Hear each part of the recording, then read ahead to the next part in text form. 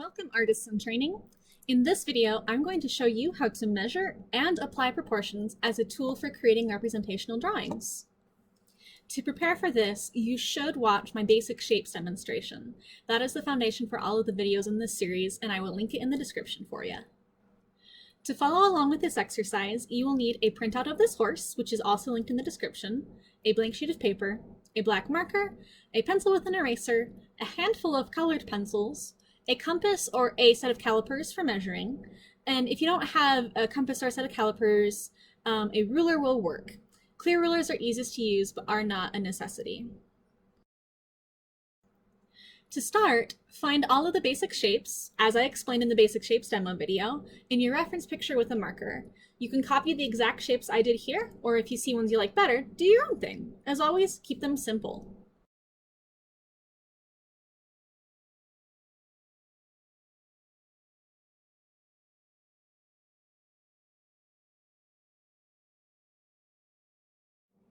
After you've found all of the basic shapes and drawn them in, you need to start copying them over to your paper with the colored pencils. Start by choosing any shape and add it to your paper.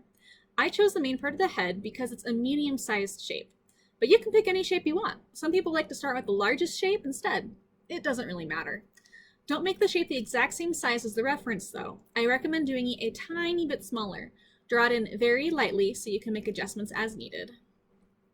First, I'm going to show you how to use the ruler, but for the remainder of the video, I'm only going to use the compass.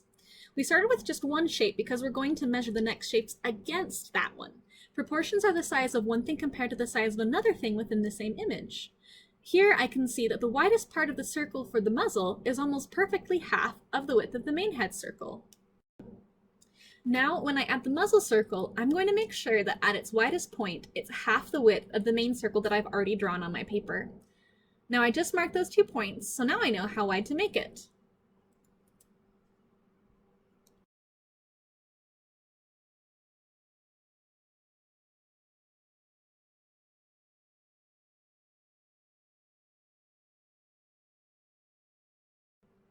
Now I'm going to use the compass to double check the distance between those 2 circles instead of just guessing. It looks like that distance is half of the distance from the bottom of the main circle to the line for the eye, which is a bit more than halfway up the circle.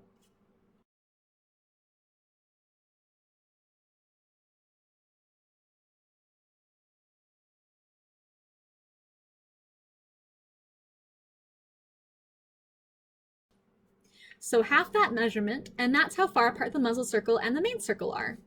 I'll find out what that is on the circle I drew, then mark that distance for the muzzle.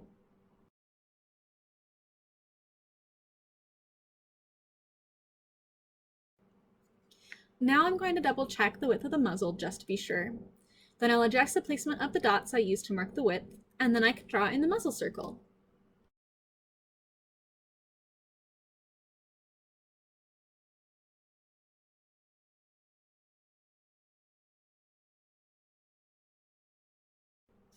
After I've drawn the muzzle circle, I want to check to make sure the height of that ovalish circle is the right proportion to the width of that circle.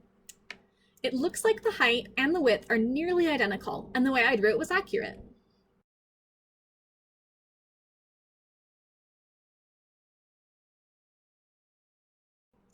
Proportions are important because you can scale your drawing up or down, draw it smaller or bigger than it is in real life, and you still want to make sure that the legs are the right size compared to the head, for example. This horse drawing definitely isn't life-size, but I need to make sure that all of the limbs look right next to the body and the head, even though it's much smaller than real life. If the head scales down in size, then the legs need to follow. That's why we measure it against what we already have put down, rather than making it up as we go. As you just saw, that front section of the neck was the same height as the main head circle, so I'm going to go ahead and add that in.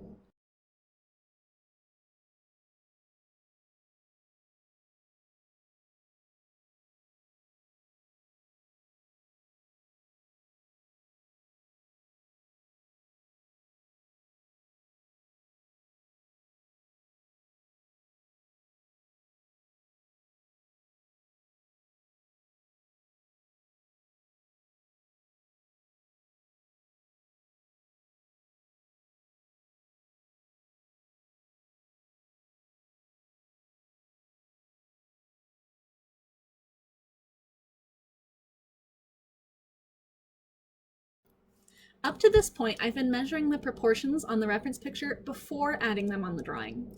But you don't have to do it in that order. Here I'm drawing the ears, just guessing where they are and how big they should be first.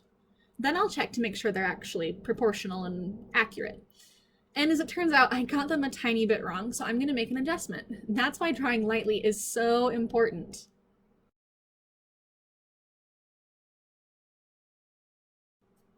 So this is the general process you'll follow for this entire exercise.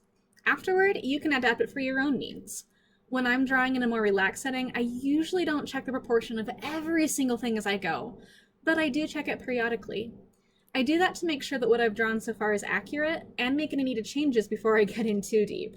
It's really hard to correct proportions later on when you made the mistake fairly early in the drawing, so check often. Also, draw very lightly just in case. And you know what? Sometimes you just have to start all over, and that's okay. You've already partially drawn it once, so starting over and drawing it a second time will be that much easier. Don't be afraid to make as many drafts as you need until you get it the way you like it. Oftentimes getting good at something, especially drawing proportions, just comes with lots of practice and experience. You probably won't get it perfect the first time, and at the beginning it may feel like a slow slog.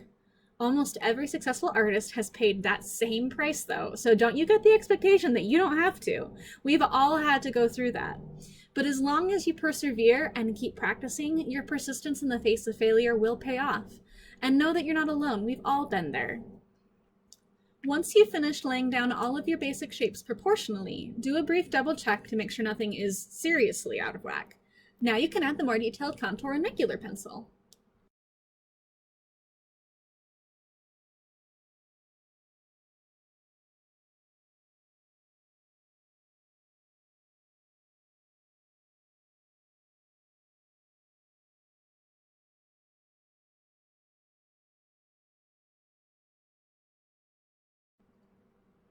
Once you finish, congratulate yourself. Good job. This isn't perfect, but it's pretty good, I think. And the only thing that you or I can do to do better at this point is to practice this technique often. The more you do it, you'll naturally get better at it and your sense of proportions will improve. If you have any questions, suggestions, or ideas, please share in the comments. Practice often, don't give up, make mistakes, and make good art.